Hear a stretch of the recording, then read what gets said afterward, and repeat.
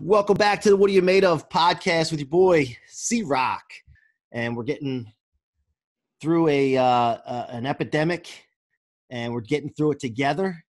And I just want to share something with you guys that we're gonna get through this together, but we're gonna rock it out of this like something you haven't seen before. And I just want everybody to start thinking that way, because too many people are doom and gloom, and that's not the way we roll, especially in the Waymo movement. We don't roll that way. So I just wanted to give a little mindset thing before we get started today, and want to introduce our guest today, Brian Breach. Brian Breach, actually I met him on Instagram. I meet a lot of people on Instagram, just shooting the shit with people and reaching out to people through DMs, and it works pretty good. And so I invited him on the show, and we wanted to find out what he's made of, because I looked through his stuff and I was intrigued by it. So you guys are going to get a kick out of him. But Brian's an entertainer, content creator, recent TEDx speaker, social media influencer, and his Instagram, check it out, is at Brian Breach, Breach. Check him out. And he's going to get into some things, especially talking about some viral things, how to go viral. And I'm interested in hearing what he's made of. So Brian Breach, welcome to the show. Yeah, thank you for having me. It is day 184 of quarantine. I don't know where I am or what I'm wearing at the moment, but hey, I'm happy to be here with you. Crazy times we're living in. Thanks for having me. Let's talk about some cool stuff, man. Well, the premise of the show is what are you made of? And Waymo rule number one, the dominating rule of the Waymo movement, is to convert all setbacks, negativity, letdowns, anything that appears negative, convert it into rocket fuel for your future. And once people get this, once people realize this and get their mind around it, they'll never be the same. Their life will never be the same. They'll be able to handle things better and produce way more than they ever thought. I should say way more than you ever thought before. I just tried that. That works. It works. So Brian, what are you made of, brother? Yeah, it's first of all, what you said is so accurate. I can't even tell you how many times that I've preached this to people, that everything in your life, no matter how fucked up it is, or no matter how bad a situation you've been through, you learn from every single situation in this life, from the worst, your parents beating your ass, to losing that job, to going through the most hardest relationship where you want to jump off a bridge. You can take all of that shit and use it as jet fuel to push you forward. So what am I made of? My whole makeup is starting from nothing, basically, and moving forward in a consistent basis. From the minute I was born, I had setbacks, and I had a very abusive mother. I like to, the way I word it is, I had a very, very busy dad and a very abusive mom. She was arrested on interstate trafficking charges. She used to beat the living hell out of us. She contracted HIV before I was the age of 8, cheating on my dad. I had no idea. When we moved to Florida, she died a couple years when I was 13 years old. 5 years later from HIV. The guy she was living with, who was like a stepfather to me, was murdered when I was in the house. Now, when I was going through all this stuff, it was kind of, when you're a kid, it's normal to you. You don't know anything different. So it's kind of normal to you.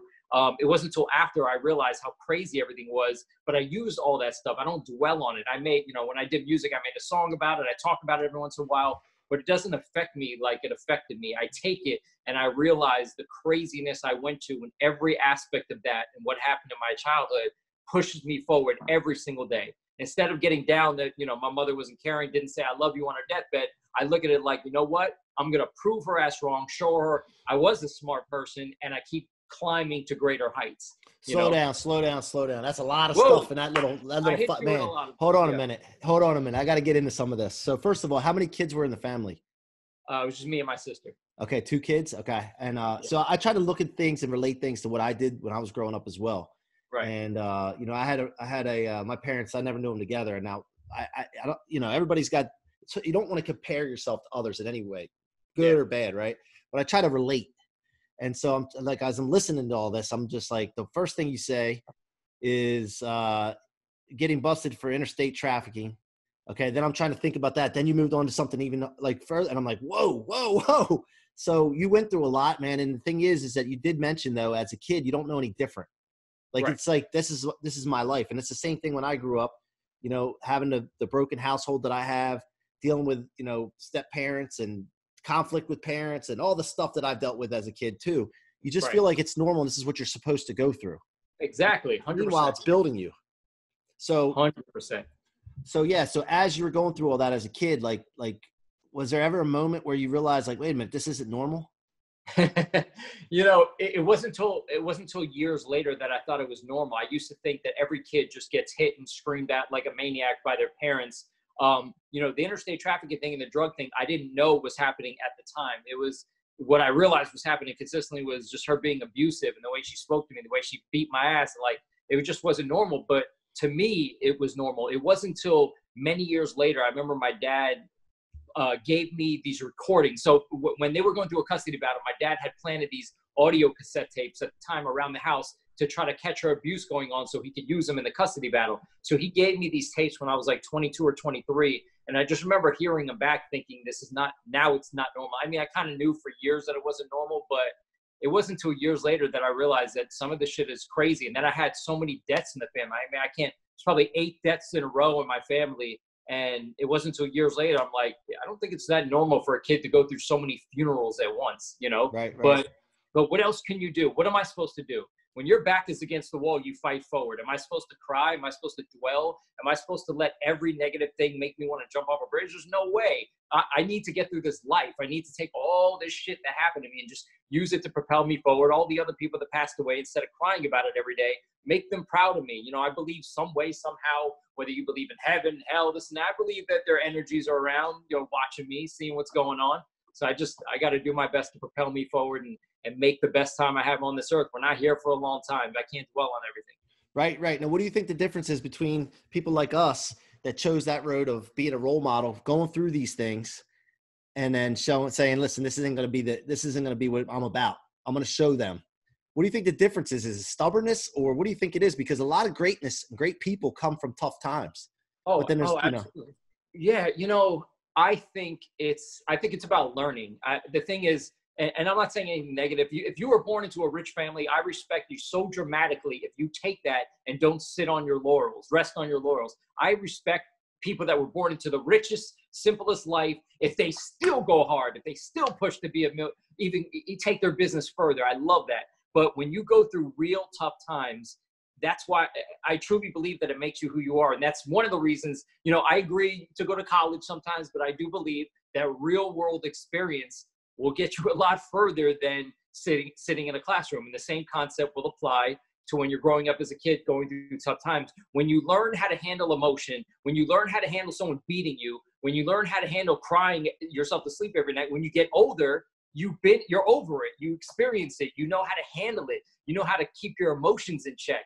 You know how not to dwell. You know how to get past depression very quickly. So if you experience those things at a younger age, it will benefit you in the future to somebody that only experiences those things when they're 31 years old and getting nailed with depression, nailed with deaths, and they're just experienced all the stuff I experienced when I was 8 for the first time in their life at 33. I'm well versed on the subject, on how to get through it, while they're now just struggling learning. So it kind of benefits you in a sense to go through some of this bad shit when you're younger. Yeah. It's kind of like Hard Knocks University, right? It's the school of Hard Knocks.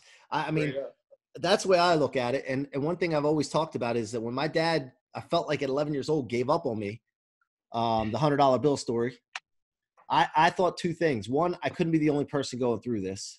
Right. And number 2, I wasn't going to let him win. And I was going to make sure that I helped other people that have been through it.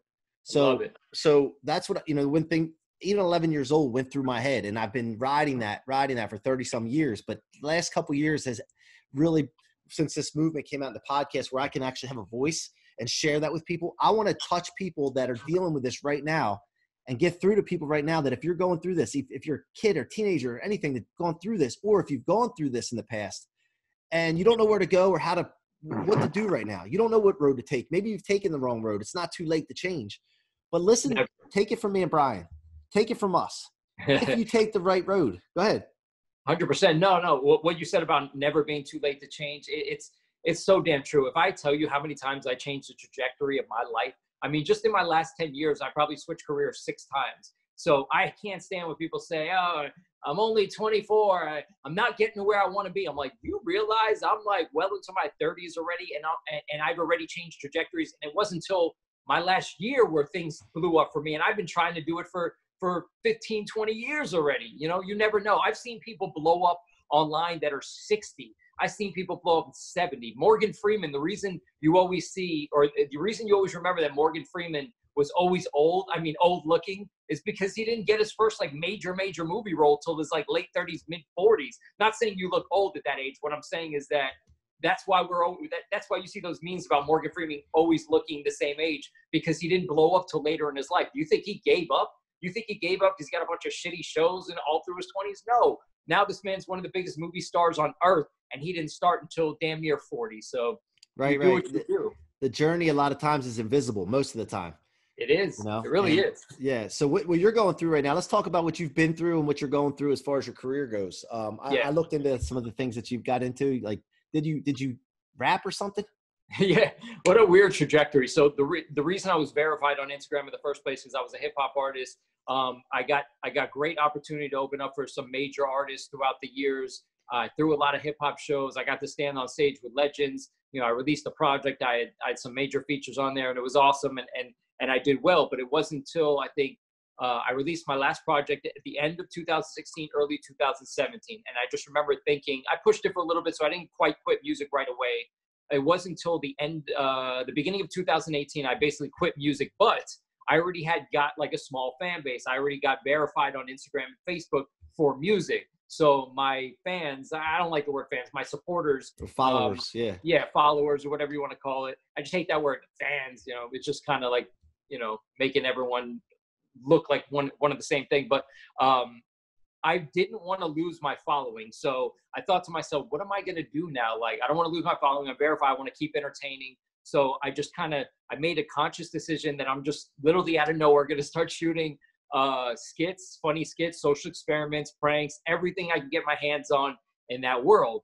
And I remember writing on a board saying, because what's the ultimate goal of a content creator? You want to go viral. You know what I mean? That's the ultimate goal. Because what else is the point of doing? You want to blow up. So I wrote on a whiteboard saying, you know, if I don't go viral off something I did, something funny I shot in a year, I'm just going to switch trajectories. And this is already after switching trajectories from hip hop artist to independent label. We started a printing business. I started a clothing line, a social media business. It was one failure after another. But within each failure, I learned something. I got some kind of success out of all my failures. So I switched trajectories. I was told to submit for a TED Talk a year and 5 months ago or something like that.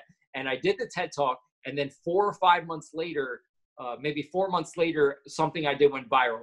And the combination of the TED Talk and the thing that went viral, just boom, it was like an explosion. It was a lot of buzz happening at once. And then I got asked to speak about how to go viral. And I was like, wow, the one thing that I never thought would happen after going viral is that I never thought people would ask me to speak around the country about going viral. So I got booked, I spoke in the Hamptons and in LA, then Puerto Rico. And now I'm like going around the country and they're asking me to speak about how to go viral, how I did it, how to increase views on social media. One thing you said though, the failures, what you were going through in failures, the way I look at the failures is, in school, you go to different years, right? You're a freshman, sophomore, junior, senior. Some people have to skip grade or get held back and go to the same grades again.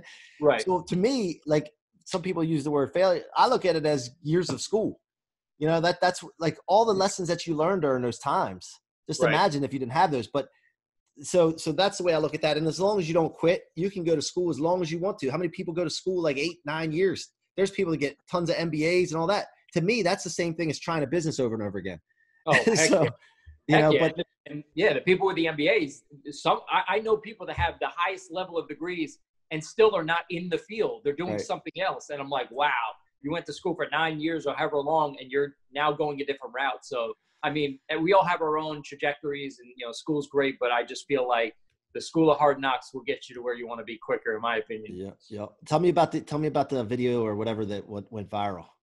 Yeah, so basically what happened was, you know, I'm really glad that the video that went viral it was a positive one. Some of the other ones I did were a little crazy. This one was more positive, and every Christmas or New Year's, I try to think of something positive to do because, you know, I had like a life-changing experience years ago about somebody helping me out, and I truly believe that at the end of the day, no matter if I want to be a millionaire, billionaire, the end result has to be the higher I go, the more people I can help. It has to be that way.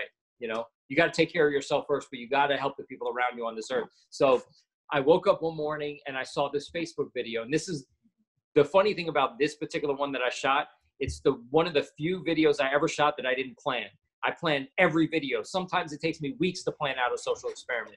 This one was like, I woke up, I saw a video that inspired me. I went over to Target with my videographer and I dressed as a homeless guy. And I had a sign that said, please help my family for the holidays. Anything help, whatever, blah, blah, blah. And anyone that walked by thinking I was homeless and handed me like $1 or 50 cents or offered me food, I ended up passing out $100 bill to that person. And at the end of the day, I passed out like $500 and I got some great reactions. One dude was like crying, gave me a hug. Another person had their kid with them and they said, thank you for this teachable moment. It means so much to me. And Channel 7 News picked that up.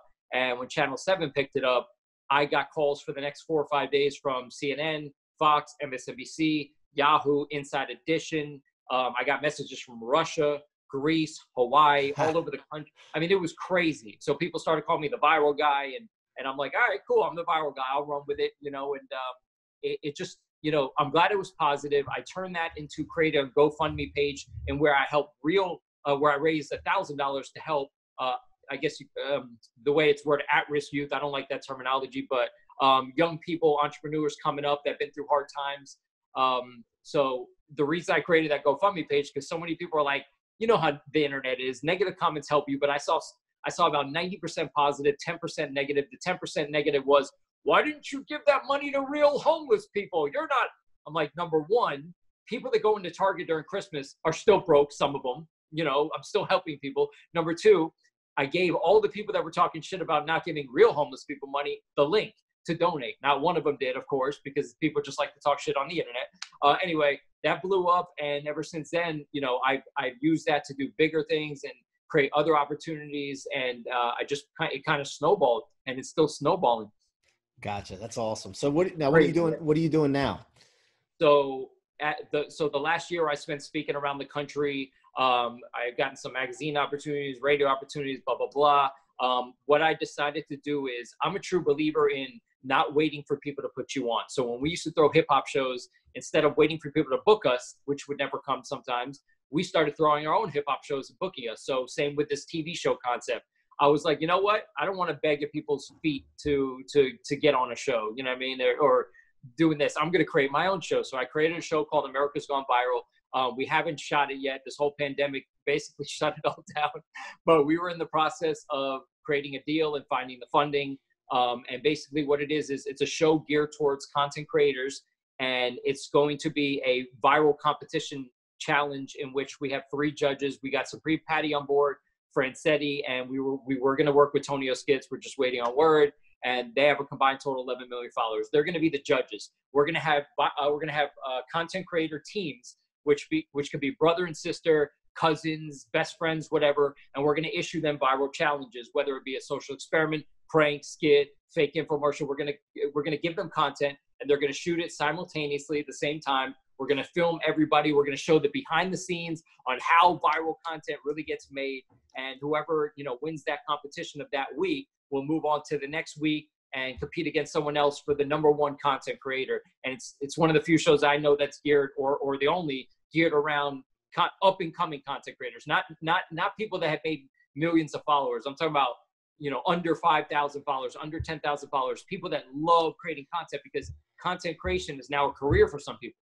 Yeah. So, now going viral, what do you think the best route of going viral is nowadays? What platform? So most people understand viral.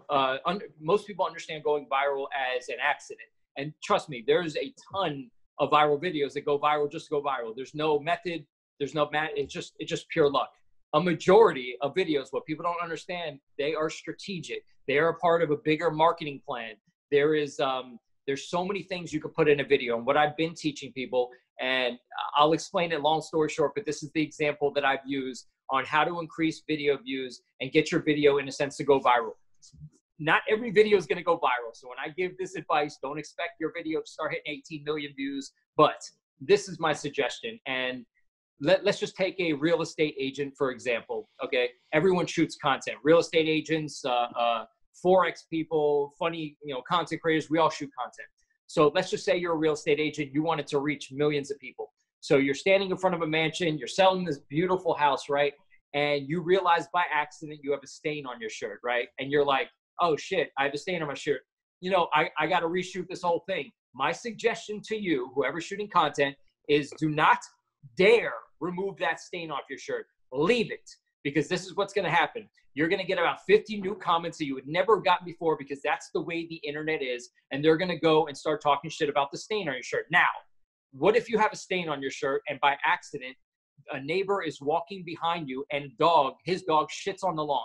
So now you got the stain on your shirt, and now you got someone shitting on the lawn in the background. So now you're going to have 50 people talking about the stain. You're going to have 80 people talking about the dog shitting. They're going to start arguing with each other. All those comments are going to boost you up in the algorithms, and that's going to get your video in front of the right audience. Now, let's take it a quick step further. What if the stain and the dog shitting wasn't an accident? What if you purposely planted what I call Easter eggs in all of your videos? It could be a dog shit, it could be stains, it could be a weird colored tie, it could be different color shoes, it could be a ball being thrown in front of your face, and you have multiple Easter eggs. You're going to spark people to comment who would never have commented before on a consistent basis. Boom, boom, boom, boom, boom, boom. And you're going to start seeing floods of comments of people talking about each aspect of your video.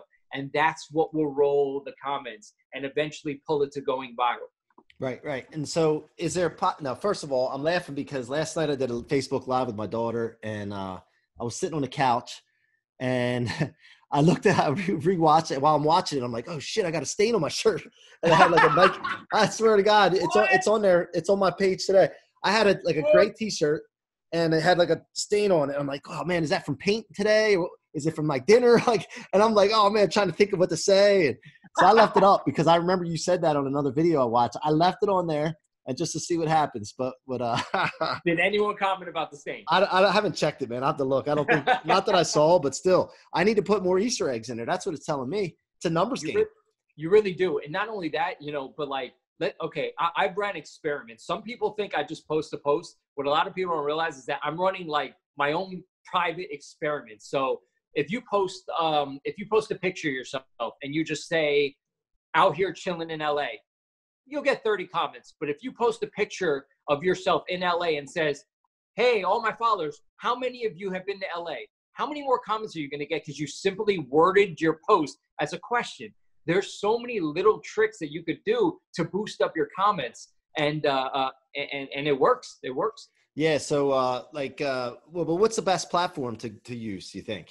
Okay, so videos are still going viral on YouTube, obviously, because YouTube's a link. It can be shared to all platforms. I've seen plenty of videos that weren't on YouTube that went viral on Facebook. Instagram, to me, is still my #1 platform. But now TikTok, in regards to going viral, is bananas. And I'll tell you why. It's bananas because I had posted an old video of me doing a prank at a Heat game on the Jumbotron. It was crazy. And I posted it weeks and weeks back. I only had 2,000-3,000 followers on TikTok at the time. And I posted this video. It blew up. It went to 125,000 views, and then it stopped. It was dead in the water. I'm like, shit, that's it? All right, cool. And then 3 weeks later, it re-blew up. I don't know how. I think it got caught up in the hashtag feed. And now it's at 1.3 million views. It got me 10,000 more followers on top of that. And I guess you can call 1.3 million views with barely any followers going viral in a sense. But I think TikTok is a crazy platform right now to go viral. The algorithms are out of control. It has a For You page in which it's not like Instagram's main feed. The For You page, everybody gets an opportunity to get in there. The Instagram, what the hell is it called? The main the feed. Yeah, the main page. Wall. I don't know. Yeah, I keep forgetting the name, but your video has to catch traction in order for you to get on that page. Not on TikTok. Your video on TikTok can get on a main page seen to all just by hashtagging it the right way. So right now, you want to blow off quick, TikTok. TikTok. Gary Vee's been saying that for I don't know how long now. Yeah.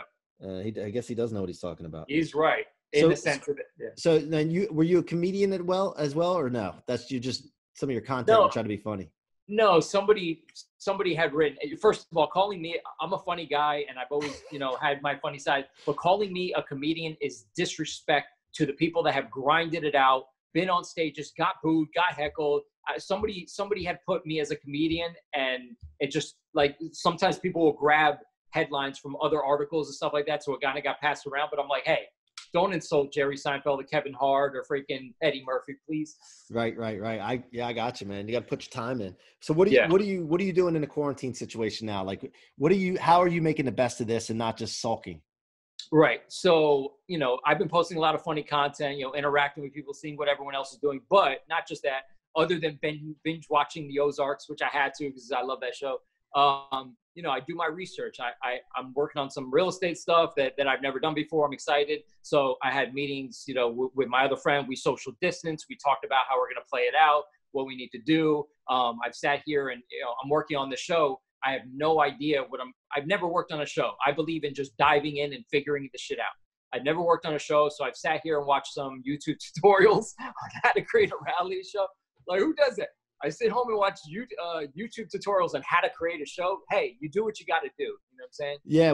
One thing, not to cut you off, but one thing I'm doing right now during this time, I journal all the time anyway, but I've been encouraging my team at the mortgage company at Nations Lending to do this, my coaching group, that I journal and watch everything that you're doing through this and how other people are reacting through this whole coronavirus thing. Because if you could do that, whether it's vlogging or just writing it down, and you have that ability to look back, I would recommend the same thing for the thing that you're doing with the reality show as well. Like, obviously you do video a lot.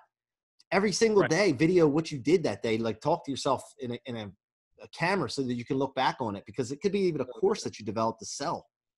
That's awesome. That's a great idea. I could even edit it in the in the show and be like, hey, we shot this during the pandemic. This was my journey. That's awesome. I'm always trying to think of how you can monetize different things or use it to your advantage in the future. Not just money, but like knowledge. Right. 100%. Just real quick on what you just said. Me and my boy were social distancing at a lunch, but we were talking about how people see things differently. While others sit at a table and just see the food and they see the table, I look at it like somebody had to create the takeout container in order to put that food in. Someone had to put the label on the tea that we just drank. Someone created the straws. There is money in everything you see. Everything around us is created and consumer based. People are buying it. There's ways to make money every which way. You just have to dig in and figure it out. Yep.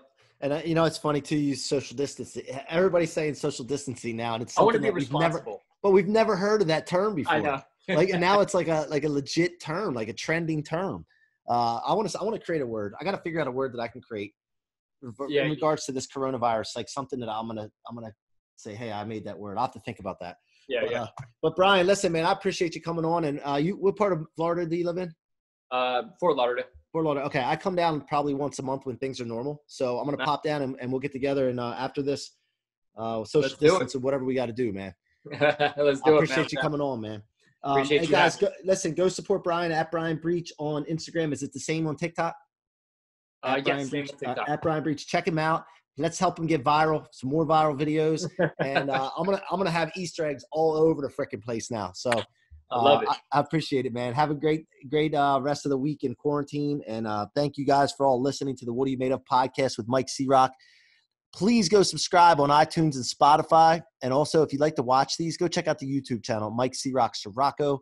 Subscribe there. And one other thing I'm going to leave you guys with. If you go to waymocrew.com/blueprint, I'm going to give you my blueprint to find out what you're made of for free. And you can also become a part of the private Facebook group, What Are You Made Of?, where we share stories to inspire other people and help lift each other up. And just want to keep giving back to you guys. I love you all. Appreciate all of your support. Until next time, it's your boy C-Roc.